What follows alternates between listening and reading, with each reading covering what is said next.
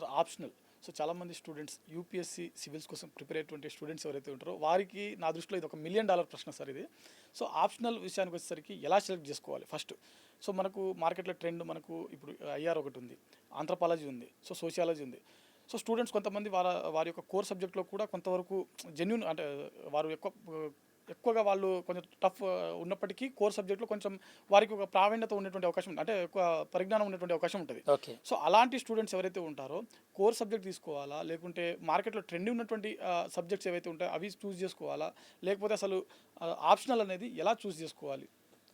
అంటే first of all optional చూస్ చేసుకోవడానికి కొన్ని బేసిక్ చెక్ లిస్ట్ ఉంటుంది. నెంబర్ 1 ఏంటంటే మనం చూస్ చేసుకున్నటువంటి ఆప్షనల్కి సంబంధించి మనకి నోట్స్ అవైలబిలిటీ ఎలా ఉంది. ఓకే, మనకు బాగా ఇంట్రెస్ట్ ఉండొచ్చు కోర్ సబ్జెక్ట్, దానికి సంబంధించిన నోట్స్ లేకపోతే మనం ఏం చదువుతాం, ఏం రాస్తాం. సో నోట్స్ అవైలబిలిటీ ఎలా ఉంది నెంబర్ 1.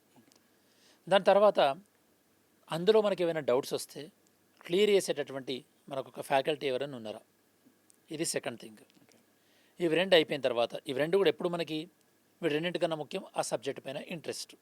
అంటే ఒక సబ్జెక్ట్ పైన ఇంట్రెస్ట్ ఉండి మనకి దానిపైన నోట్స్ ఉండి దాన్ని క్లియర్ చేయడానికి ఫ్యాకల్టీ ఉన్నారనుకోండి, you can go with optional. అది ఏ ఆప్షనల్ అయినప్పటికీ కూడా, ఎందుకంటే మనకి మెడికల్ సైన్స్తోనే ఆప్షనల్ ఉన్నటువంటి వాళ్ళకి ర్యాంకులు వచ్చినాయి, ఎకనామిక్స్ వాళ్ళకి ర్యాంక్స్ వచ్చినాయి, అకౌంట్స్ వాళ్ళకి ర్యాంక్స్ వచ్చినాయి. సో ఆప్షనల్ ఏదైనప్పటికీ కూడా మార్క్స్ ఇలా వస్తున్నాయి అన్నమాట. ఇది జనరల్ ట్రెండ్.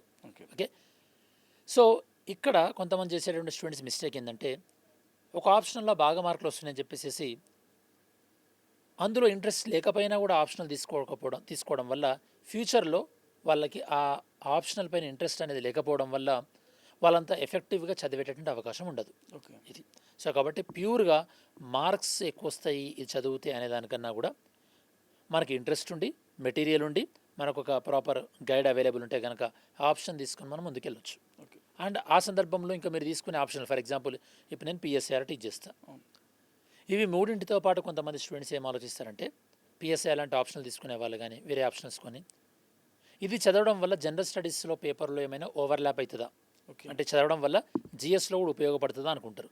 ఇప్పుడు పిఎస్ఆర్ చదివినప్పుడు జిఎస్ పేపర్ 2 మ్యాక్సిమం కవర్ అవుతుంది, జిఎస్ పేపర్ 4లో అలానే మనకి ఎస్ఏలో కూడా మనకు ఉపయోగపడే అవకాశం ఉంటుంది. అండ్ ఐఆర్ నాలెడ్జ్ అనేది మనకి లేదా పొలిటికల్ సైన్స్ నాలెడ్జ్ అనేది రేపు ఇంటర్వ్యూలో కూడా యూజ్ అయ్యే అవకాశం ఉంటుంది. కాబట్టి కొంతమంది అలా ఆలోచించి కూడా ఇట్లాంటి ఆప్షన్ సెలెక్ట్ చేసుకోవచ్చు.